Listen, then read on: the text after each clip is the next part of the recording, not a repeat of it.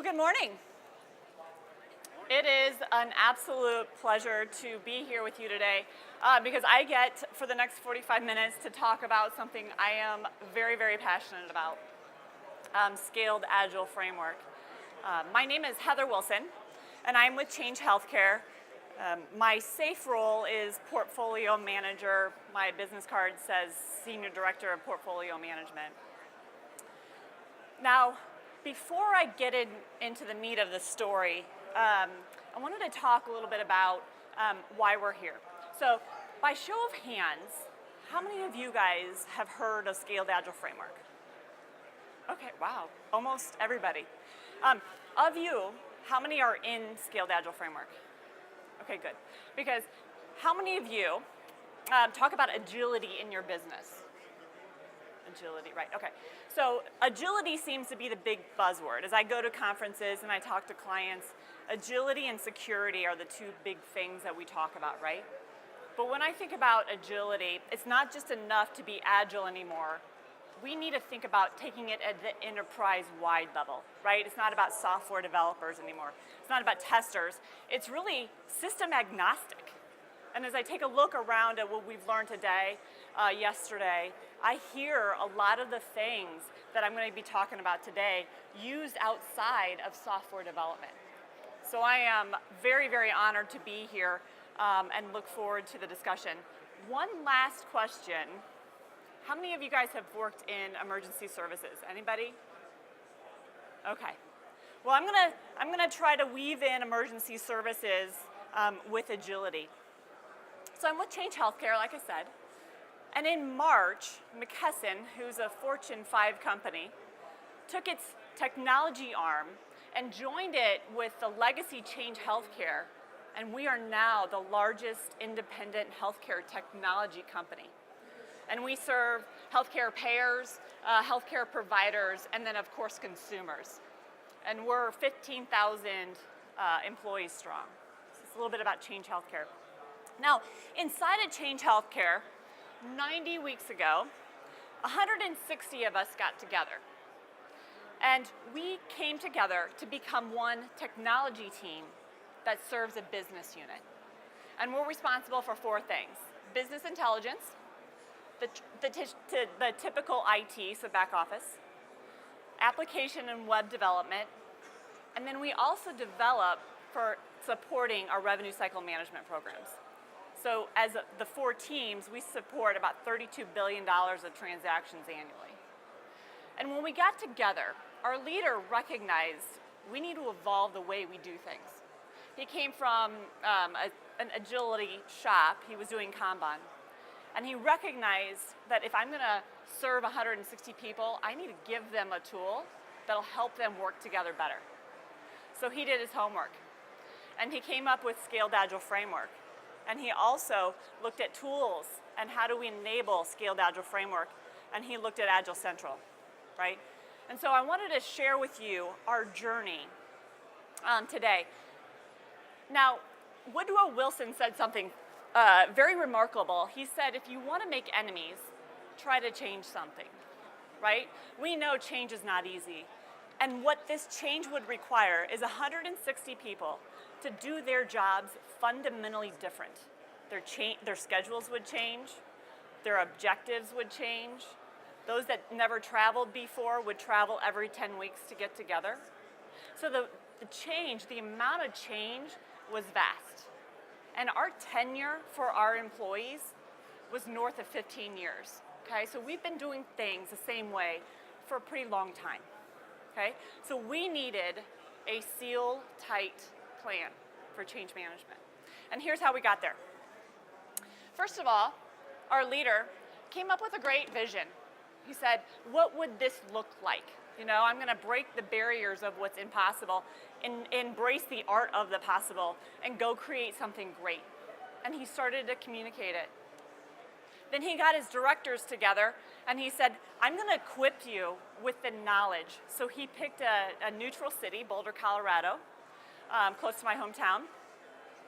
And for 2 days, he trained his team on leading safe. okay? And then the third thing he did, in between, is not on the slide, but he communicated his vision. He communicated it to the leaders. He communicated his neighboring partners and business owners and our teams, right? And I tease him because I'm like, your church group probably knew what we were doing. You talked about it so much, right? But that helped us be successful. And then we expanded our training. So we took the 7 directors, we made them change agents.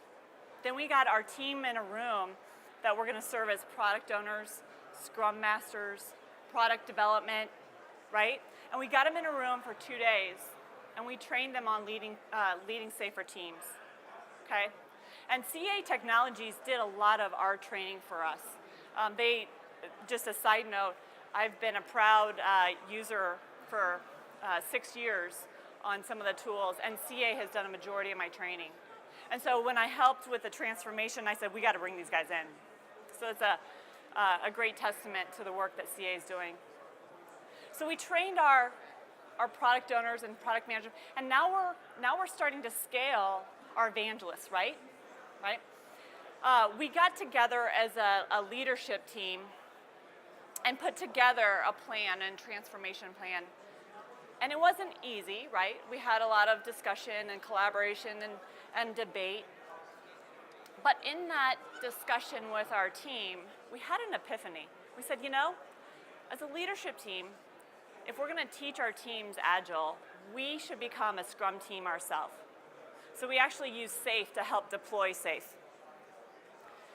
And then right before our big room planning, or our program increment planning, as some of you guys know it, we trained our entire 160 folks.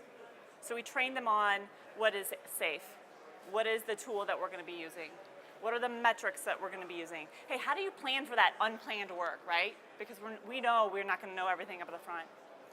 But during that day, we, as a leadership team, tried to instill confidence. We said, we believe in you. We did a promotional video for the team, and we launched it. We had a theme song.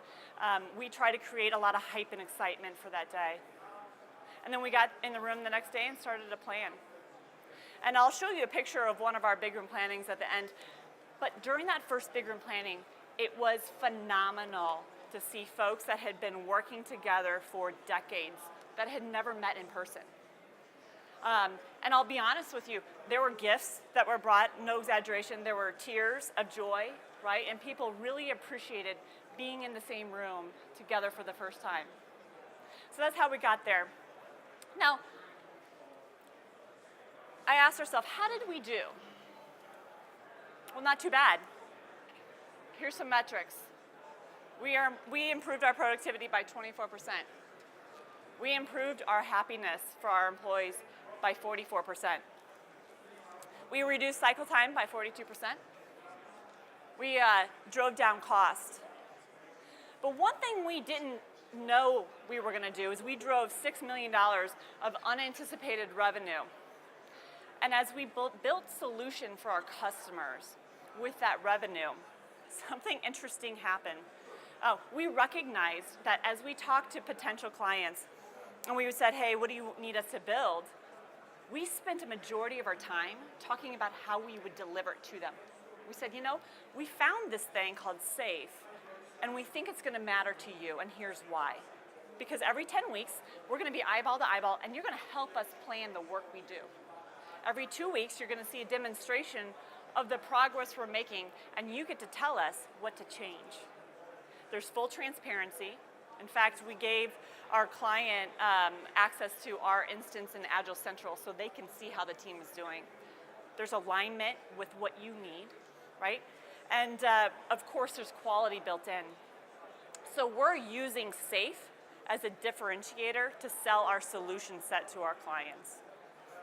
And then another bolt-on to that story is the client we're working with now has worked in SAFe with us for 30 weeks.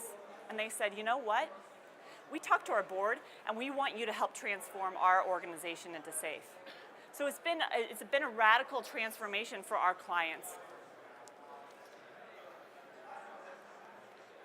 So I look at, Heather, tell me a little bit about what made you successful. And I think about it in 3 terms. And I'll say our success equation is our tools, the framework we used, but multiplied by our team, right? Multiplied by the culture that we embrace. So I'd like to go through all three of these elements with you this morning and dive a little bit deep into it. Now, as I go through this, I'm going to try my best to get through this, to leave about 15 minutes of question and answering time for you at the end. So please feel free to jot down questions, and I'll get to some questions at the very end. So for our tools, how many of you guys are using Agile Central or FlowDoc? Wow. Okay, good. Like I said, I've used Rally or Agile Central for 6 years now. And we have 100% of our work in the tool. We don't permit hidden work. And so having our stuff in Agile Central allows us to make sure teams aren't going under the radar with the work they're doing. And as a portfolio manager, I manage 100% of our portfolio using this tool. And Mike and I were talking at breakfast this morning with one of the CA guys, and Mike said, Mike is my peer, you'll meet him later. He said, you know, Agile Central helped us scale. It enabled us to be successful. So I think that you're spot on there, Mike. The second tool is FlowDoc. FlowDoc users? FlowDoc users? Like I said, I'm near Boulder, and I was at one of my kids' school events, and a developer had a FlowDoc shirt on. The logo, and I ran up to him like he was a celebrity. I'm like, you work in FlowDoc? Let me tell you how great this tool is, right? And so we believe in FlowDoc a lot. It's not just your run-of-the-mill IAM tool. We will use it for if we have an outage, which we never do, right? We'll spin up an instance in Flow and manage our communications amongst our technology teams using FlowDoc. We'll do hashtag kudos. Hey, thanks a lot for standing up this environment. We'll do retrospectives during our big room plannings in FlowDoc, so it's a great communication tool. But it does two ancillary things for Change Healthcare that I didn't anticipate. One, it enables video conferencing really, really seamlessly. And we're largely distributed, and so we use video conferencing for about 100% of our meetings. And so this tool integrates with the notes we take, the stand-ups, but it also integrates with video conferencing. The second thing it does is it allows us to share blogs, right? It's an informal way to communicate without clogging up your inbox. We'll post funny pictures or talk about our families, make fun of one another, but it's a great way for us to bring our best selves to work in an informal and very fun way. But you might want to say, hey, Heather, what's the difference between FlowDoc and the other tools that you use? There's an integration between these two tools. So the changes you're making in Agile Central, if you're in FlowDoc, you'll be able to see those changes right away, and they're integrated together. So powerful tools. For those two tools, I'm very thankful and grateful. So that brings us to the framework. And SAFE, as you guys know, I won't spend a lot of time on describing what SAFE is. I think you guys know it's created by Dean Leffingwell 6 years ago near Boulder, Colorado. And I say that because the organization I started in McKesson had ties to the inception of SAFE. So we helped provide input to Dean on SAFE as he's creating materials for the framework. So for me personally, it's been really exciting to see SAFE from the inception all the way to the maturity it is right now. So very cool. So SAFE, the framework, as you guys likely know, the picture here, a bit of an eye chart, right? We could spend days and weeks talking about the information here, right? But only since I have, 15 minutes with you guys, I wanted to dig deep into the principles of SAFE. Right? Because the cool thing about principles is that, like in science, there's only a handful of scientific principles that explain the vast array of phenomenon that in the world we live in, right? So the principles, there's 9 of them. They will help you address almost every situation you encounter. And we think our problems are unique. In reality, we're all solving for the same things. We're all trying to get the same things done. And I believe the 9 principles that we'll go through help us address a lot of the things, right? The other magnificent thing about the principles is they're transferable. Like I said, it's industry agnostic. And to help illustrate that, I'm going to relate the principles to the work of a firefighter. Okay, so I'll go through the 9 principles, explain what they are, and at the end, I'll relate them to the work of a firefighter. Now, if you think about a firefighter in your mind, what image comes to mind? A lot of us will think about this, right? And my peer has asked me to not show this for very long, so we'll move on. I asked my 3 kids, in their mind, what does a firefighter look like? And they came up with this, right? And I think my husband might have helped a little bit on the 3-year-old. But in actuality, they look something like this, right?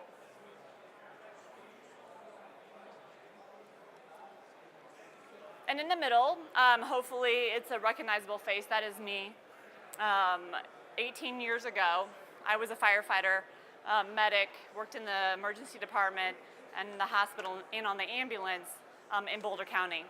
And the work I learned there was instrumental in how I navigate corporate America today. The skill sets I learned transform who I am. It's almost an imprint on who I am. And so when I was introduced to the Scaled Agile framework 11 years ago, I thought, wow, I recognize a lot of those things, right? A lot of those things I can relate to in my work as a firefighter. So without further ado, I'm going to go through the principles, explain what they are, and then I'll take it back to the firefighting. So number 1, take an economic view. This is about how do we get value to our clients faster, right? Takes a look at, consider your variables around you. Don't just do what's first comes to you and first out. Don't just do whoever screams the loudest, right? We know that principle, the squeaky wheel. But it says, do something in a way that gets your value out to your clients faster. And the environment that we were working in before we went into SAFE is very relational in nature. So our product managers had relationships with business owners and frankly, stronger relationships with some than others, right? And so whose work got done first? Well, the ones that you had the best relationships with. But we were missing out on opportunities that could have driven value for us, revenue potentially, right? And so we use weighted shortest job first. Anybody know what weighted shortest job first is? Okay, some of you. Weighted shortest job first is a calculation that takes a look at what's the risk reduction and opportunity for this feature? What's the value you're going to add, right? And what's the time criticality? Look at those factors. And then look at how long is it going to take you to develop that? Because we want to get value sooner. So we value the things that we can do quick, right? So that's the first one, take an economic view. The second one is apply systems thinking. This is around managing a system. And Otto said something today that I thought, yeah, that's right. He said technology is a system, right? And a lot of things are a system. And Deming said, if you let a system go unmanaged, the subcomponents within a system are going to fend for themselves, right? So when you do work, consider the whole thing and optimize, because you are only as good as your weakest link, right? The third one, assume variability and preserve options. And when Jimmy Chin was talking about climbing a mountain, he doesn't know exactly every step he's going to take to get to the top, right? He's preserving his options and making the decisions real time. So it says, assume variability, because you don't know everything up front. And if you think you know everything up front, you've never worked with a customer, right? Because things change. Number 4, build incrementally with fast learning cycles. There's a iterative learning cycle in SAFE. It says plan, do, check, and adjust. Plan, do, check, and adjust. And that feedback loop is repeated. And the bigger work you have, guess what? The longer it's going to take you to get that feedback loop. So break things up into smaller bits, and you can do them faster. Number 5, build milestones with objective evaluation of working systems. This says, demonstrate the value, demonstrate, and don't just take other word for it, but look at the work. Did we complete it based on the acceptance criteria? The 6th one, visualize, limit, work in progress, reduce batch sizes, and manage queue lengths. This is a long one. We could go into this for a little bit, but I'm going to pick on the first one, is work in progress. And think about a juggler, right? They say, if a juggler is juggling something and loses balance or gets off, he doesn't just drop one item. He drops the whole thing, right? And we think about that a lot. And in fact, context switching, if you're doing more than 3 things at a time, you're actually doing a 4th thing, which is context switching. That can cost you 20 to 40% of productivity. So reduce your work in progress. Visualize the work so you can see how much you have on your plate and try to drive it down. This is one thing that we challenge ourselves a lot to do, continuously challenging ourselves, work in progress. We're in a culture right now, in full transparency, that looks at shiny objects, right? Hey, look it over here. And it tends to take on more and more work with every time you see a shiny object. So we're challenging ourselves. We're not going to take on something new without completing something else or deprioritizing something and putting it back into our backlog. So number 7, apply cadence, synchronization, and cross-demand planning, right? And they say synchronization and cadence, that's great, put them together. That's where you're really going to get your big bang for your buck, right? So how do we do this in SAFe? Well, all of our teams work together in the same sprints. They start their sprint on the same day, they end the day on they end their sprint on the same day. So we're in lockstep. We're also planning together, right? We get together every 10 weeks and we're planning together. Number 8 is my absolute favorite. Anybody read the book or see the anime by Dan Pink, Drive? Okay. Big fan of Dan Pink's. He says, how do you bring out the best in people? How do you bring out that intrinsic motivation? And he says 3 things: autonomy, mastery, and purpose. And SAFe looks at preserving 2 weeks out of the 10 to focus on innovation, to focus on planning, to get your folks equipped with being able to be really good at what they do. Take that time, it will pay off in dividends, right? And the last one is decentralized decision making. This one says, people closest to the work know more, right? People at the top of the ladder can't possibly know everything there is to know to make the daily decisions. So let the people closest to the work make those decisions, right? So with that, I'll go back through all of these guys, and I'll relate them to putting out a structure fire. And the first one is take an economic view. So how do we get to our patients as quickly as possible? Well, in the fire station, the truck is backed up, right? So it can easy access. But right next to the door, and a lot of times the doors will be open, is our bunker gear. So we're ready to pop in, pull up, go in, and away we go. But along the way we get there, we're running a red light. And 7% of folks in EMS have gotten in accidents. And it's actually a pretty dangerous thing to run a red light. In fact, police officers don't run red lights. But 100%, almost 100% of the times EMSs are in accidents, it's going through a red light. So it's very dangerous. And the risk we take to do that, to get closer to the patient, is worth it, right? So we're making a trade-off to get to our patients quicker. And in fact, if you do have a patient in the back of an ambulance going to the hospital, almost never will we run emergent back to the hospital because we don't want to assume risk to the patient. So that's an example of taking an economic view. The second one is apply system thinking. So if you think about fighting a house fire as a system, you have subcomponents, right? The water pressure is a component. The boots we wear is a component. But there's two crews likely helping put out the fire. There's the crew inside, and there's crew on top, ventilating the roof. And the nature of smoke is that it'll travel to the path of least resistance. So where you ventilate your roof is critical to the crew inside because you don't want to put that smoke back into the faces of the firefighters inside. So there, we can't just go up to the roof and say, this looks like a great place because it's near the ladder and I don't have to get on top of the roof. They communicate with the guys on the bottom to say, hey, where's the fire side? Because we know we need to go there to ventilate the roof, right?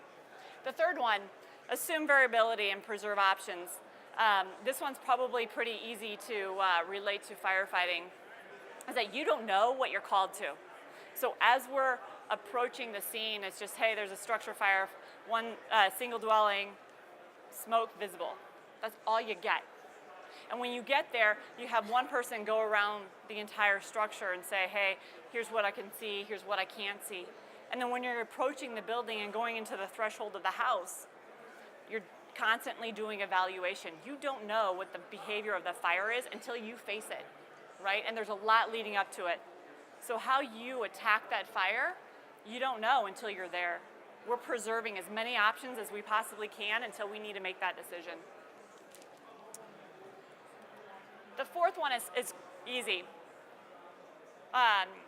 It's fast, it's iterative. We're thinking through, how do we know what we have and how are we going to pivot and adjust, right? And vital signs is a great way. If you have a patient from that fire, you're going to look at them and do a head-to-toe assessment. But you're going to take their vitals. What does a vital say? And if you need to do any treatment, you're going to, guess what? Plan for it. You're going to administrate treatment.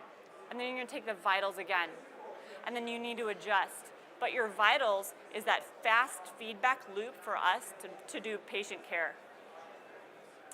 Number 5, base milestones, base work on milestones. We don't leave the scene until the fire's out, right? That's a milestone. Number 6, we will not address another fire until that one's out. So our work in progress limit is, guess what? 1. There is no contact switching. Number 7, apply cadence and synchronize and cross-domain planning. This is, we are all in sync. Like I said, we're working together and there's a lot of communication. There's not one guy or gal off doing whatever, right? We're together as a team and as a unit. And when you're on a hose, they get really heavy when they're full of water, right? And so a lot of times to get hosed to a second story of a floor, you take 3 people to do it. And there's a lot of, you're on the same cadence, you're on a lot of synchronization of even just lifting a hose or spraying a hose. This is how we work, is in cadence and in demand with everything we do. We're in lockstep. Number 8, I've never heard anybody say, hey, you need to get your rear end out the door and go fight that fire, right? The intrinsic motivation is there for firefighters always. And the reason being is that we're allowed the autonomy, mastery, and purpose. I mean, we train and we train and we train again. In fact, another thing Jimmy Chin said that I loved is he said, you train so much on the repetitive steps that you can focus yourself around the situational awareness. And that resonated with me. Because I could tie a slip knot or a figure 8 knot in my sleep, right? But while I'm doing that, I need to figure out what is going on around me. That's the mastery. And of course, the autonomy is we're making our decisions. There's nobody helping us, guide us through the decisions we're going to make real time. And 9, there's a command center that takes a look at what are the logistics of the fire, right? A lot of times the command center won't even see the people behind him. He or she are looking at the board and understanding what key decisions do I need to enable the firefighters fighting that fire, right? So the decisions, the big decisions, the one-time decisions are thank you, are around him, but the people in the house are making those decisions closest to the work.